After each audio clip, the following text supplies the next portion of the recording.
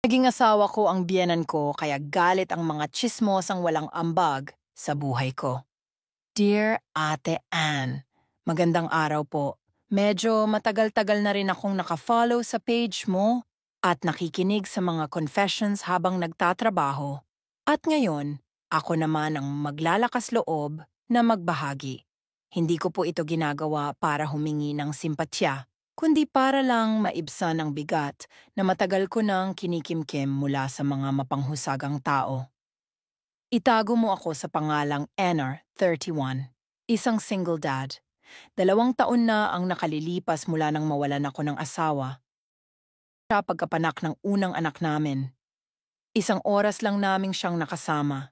1 oras na puno ng ngiti, luha at pagpaalam. Pagkatapos noon gumuho ang mundo ko. Wala akong alam sa pagpapalaki ng bata. Laking pasasalamat ko na lang adyan ang biyenan kong babae, si Mama Tess.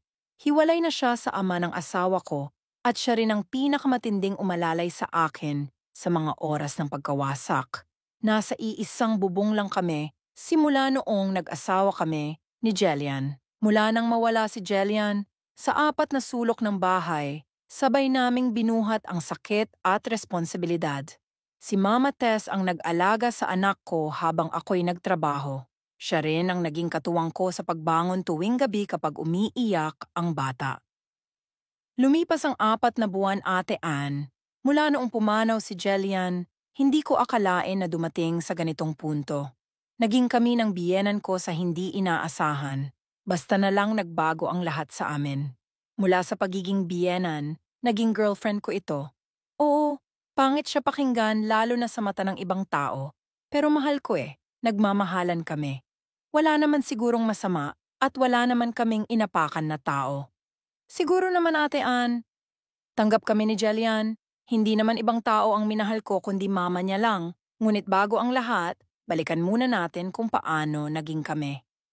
Isang gabi, hindi ko alam kung bakit ako bumangon, pero paglabas ko ng kwarto, nadatnan kong naliligo si Tess. Bukas ang pinto ng banyo at sa mga mata ko, sa hindi ko maintindihang dahilan, hindi ko na siya nakita bilang biyenan. Nakita ko siyang babae, malungkot, pagod, pero 40 na ito. At ako, na isang lalaking gutay-gutay, kulang sa lambing, uhaw sa kalinga, may kakaiba ng nararamdaman na hindi maipaliwanag. Hindi ko rin alam kung paano nangyari, Ate Anne. Pero matapos ang gabing yon, nagbago ang ihip ng hangin. May nangyari po sa aming dalawa sa gabing iyon hanggang sa lumalim pa ang samahan.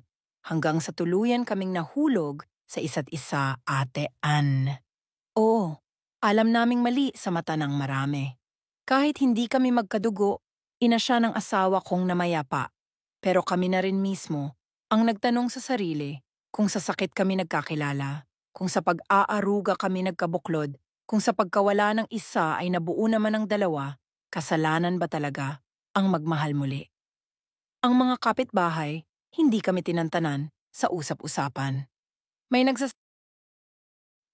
may iba, hindi na kami binabati at pinagsasalitaan ng mga masasakit na salita. Pero hindi na kami nagpaliwanag.